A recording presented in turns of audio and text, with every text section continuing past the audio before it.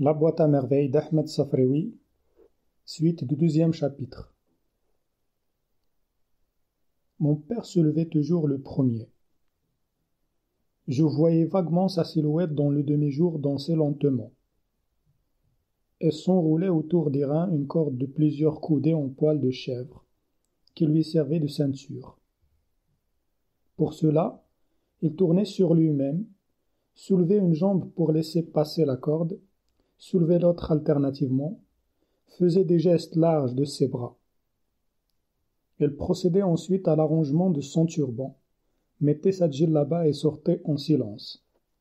Ma mère dormait. Ce matin, j'entendis mon père lui chuchoter « Ne l'envoie pas, Omsid, elle semble bien fatiguée. » Ma mère acquiesça et se replongea dans ses couvertures. Toute la maison dormait encore. 2 moineaux vinrent se poser sur le mur de patio. Je les entendais sautiller d'un endroit à l'autre. Frappant l'air de leurs courtes ailes, ils discutaient avec passion et je comprenais leur langage. Ce fut un dialogue passionné. Ils affirmèrent ceci avec conviction. « J'aime les figues sèches. »« Pourquoi aimes-tu les figues sèches ?»« Tout le monde aime les figues sèches. »« Oui, oui, oui. Tout le monde aime les figues sèches. »« Les figues sèches, les figues sèches, les figues sèches. » Les elfes rouffrotèrent. Les 2 moineaux partirent continuer leur conversation sur d'autres toits. Je comprenais le langage des oiseaux et de bien d'autres bêtes encore. Mais ils ne le savaient pas et s'enfuyaient à mon approche. J'en éprouvais beaucoup de peine. Chaque jeudi soir, ils brûlaient des aromates, aspergeaient les coins de lait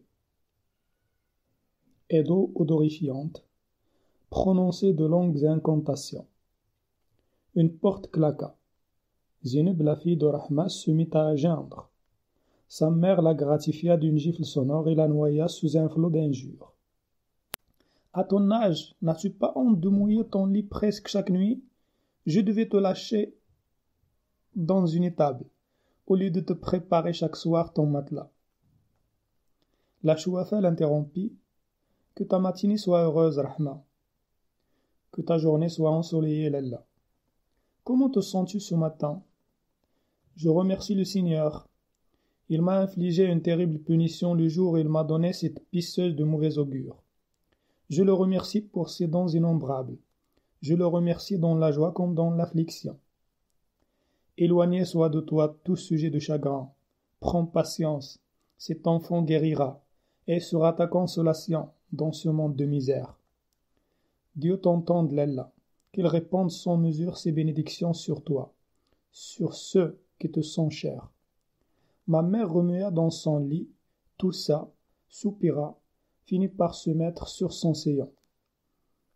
Elle se leva et ouvrit la fenêtre. La lumière m'éclaboussa les yeux et me fit mal. J'entendis s'ouvrir les volets de Fatma Bziouia. D'une voix ensommeillée, ma mère déroula son chapelet de salutations d'usage et qu'elle adressait chaque matin à sa voisine d'en face. Celle-ci lui souhaita une heureuse journée avec les formules habituelles. Aucune n'écoutait les propos de l'autre. Chacun récitait son boniment sur un air monotone, sans ardeur et sans enthousiasme. Elle posait des questions, mais connaissait d'avance les réponses. Depuis 3 ans que nous habitions ensemble, elles avaient répété les mêmes phrases chaque matin. Parfois, elles modifiaient un mot, faisaient allusion à quelques récents événements, mais de telles circonstances étaient fort rares. Invariablement, ma mère demandait « Comment te sens-tu ce matin? Ta tête ne te fait-elle pas trop souffrir?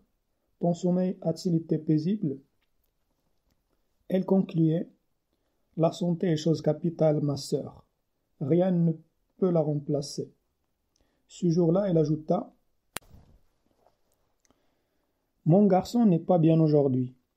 Dieu éloigne de toi et de ceux qui te sont chers le mal, et crève les yeux à ceux qui nous envient. » La voix de la chouafa monta de rez-de-chaussée.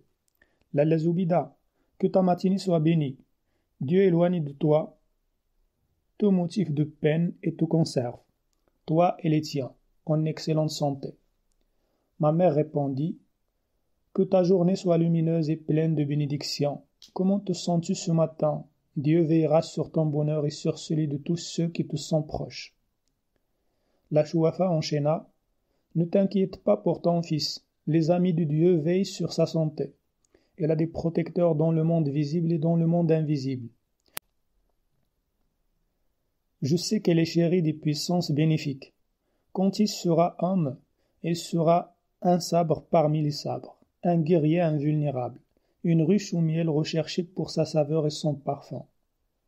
Lalla, dit ma mère, toute remuée, le miel et le beurre coulent de ta bouche, et l'odeur du paradis parfume ton haleine.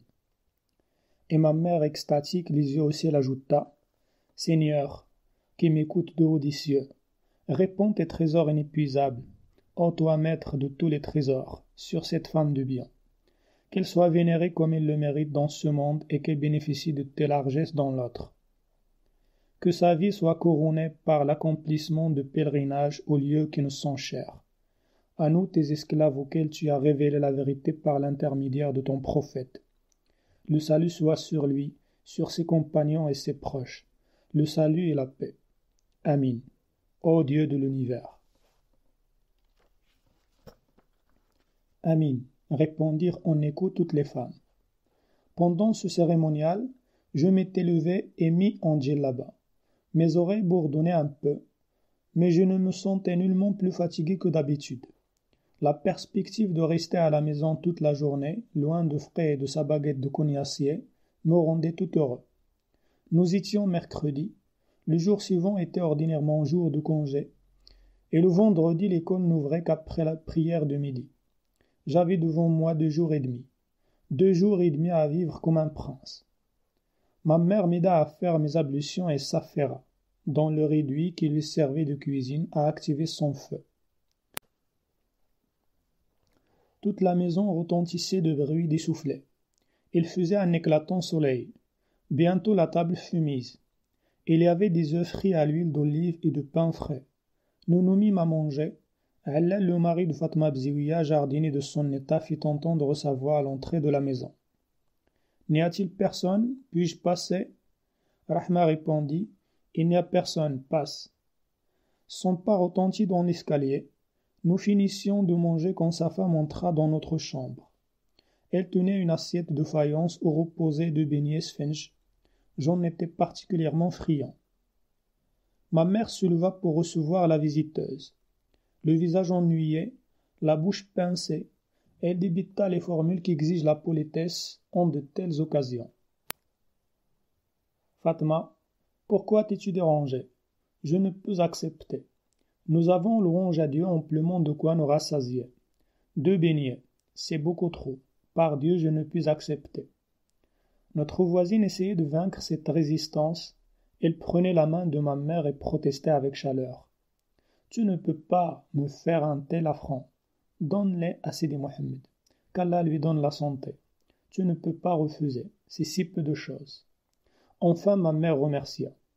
Dieu te comblera de ses bienfaits et te fera goûter des nourritures du paradis qu'il réserve à ses élus. Dieu ouvrira pour nous tous les portes de ses trésors. Fatma alla rejoindre son mari et ma mère poussa de mon côté l'assiette avec les 2 beignets. « Mange-les, toi qui les aimes, me dit-elle. Mon estomac ne supporte pas les beignets. » Je me régalais. Un apprenti de mon père que tout le monde appelait Driss le Teigneux frappa à la porte d'entrée. Il demanda un couffin pour faire notre marché. Ma mère lui recommanda à haute voix de choisir une viande sans trop d'os et des fèves vertes bien tendres. La situation de mon père était assez prospère. Nous pouvions nous permettre de manger de la viande 3 ou 4 fois par semaine. Papa, d'origine montagnarde comme ma mère, après avoir quitté son village situé à une 50aine de kilomètres de la grande ville, avait au début éprouvé des difficultés à gagner sa vie et celle de sa jeune épouse. Dans son pays, on était pillards et paysans. À Fès, il fallait pour vivre exercer quelques industries citadines ou monter un petit commerce. Dans notre famille, vendre et acheter a toujours été considéré comme le métier le plus vil. Mon père se souvint avoir été à un moment de sa jeunesse dans l'atelier de l'un de ses oncles maternels, tisserand de couverture, et s'acheta donc un minimum de matériel, loua un coin dans un atelier et s'installa tisserand. Il faisait honnêtement son travail, améliorait de jour en jour sa production. Bientôt, ses articles furent très disputés et le ménage jouit d'un certain confort. Mon père avait un vieil ouvrier avec lui sur le métier. Driss le teigneux, garnissait les canettes et faisait les commissions. Driss venait 2 fois par jour à la maison. Le matin acheter les provisions et au milieu du jour chercher le déjeuner de son patron. Mon père mangeait à l'atelier. Il venait seulement le soir après la dernière prière. Le vendredi faisait exception. Ce jour-là, mon père était à son métier jusqu'à midi environ. Il payait ses employés, allait à la mosquée pour la grande prière et nous déjeunions en famille. Driss revint chargé de son lourd panier. Ma mère en fit l'inventaire. Le teigneux n'avait rien oublié. La viande avait bon aspect et le verre d'écosse de fèves nous faisait saliver abondamment. Le coffin contenait en outre de l'ail, de persil et quantité de petits paquets d'épices. Nous avions de l'huile, du charbon et de la farine pour tout le mois. Comme ma mère parlait de l'œil des envieux, elle pensait sûrement à ses richesses. Les voisines moins fortunées nous jalousaient un peu. Il n'ignorait d'ailleurs aucun détail de notre vie domestique. Ma mère de son côté connaissait les difficultés de tout le monde, l'état des finances de chaque ménage, les dettes qu'il contractait, ses dépenses de chaque jour et la qualité de son ordinaire. Les fèves furent versées dans un large panier en sparterie en forme de plat. « Tu m'aideras à les écosser, me dit maman. » J'acquiesçai et me mis aussitôt à l'ouvrage. Je fus vite dégoûté de ce travail. J'allais risquer un œuf dans la chambre de Bziouia. Elle roulait du couscous dans un coin. S'amoncelait divers légumes, navets, carottes, courges rouges et oignons. Notre voisine m'aimait beaucoup. Elle laissa un moment son couscous pour fouiller dans un panier. Elle me tendit, avec un large sourire, un radis d'un rouge de rubis lent d'un empan. Je lui fis un sourire pour la remercier et plantai mes dents dans la chair rose de cette friandise. Le goût en était si fort que les larmes me sortirent des yeux. Je ne dis rien, je partis à reculons, grimpai les marches qui conduisaient sur la terrasse, et jetai par-dessus le mur qui nous séparait de notre maison le beau radis. Le soleil était clair et chaud. Un chat blanc et noir reposait sur le mur et suivait mes mouvements, de ses yeux à demi fermés. Je ne m'en approchai point. Le coup de griffe de ma tout-pensionnaire de Sidi Ali Bouralb m'avait appris à me méfier des chats qui ronronnent au soleil. Ma mère s'inquiétait déjà de mon absence. Elle m'appelait à la cantonade.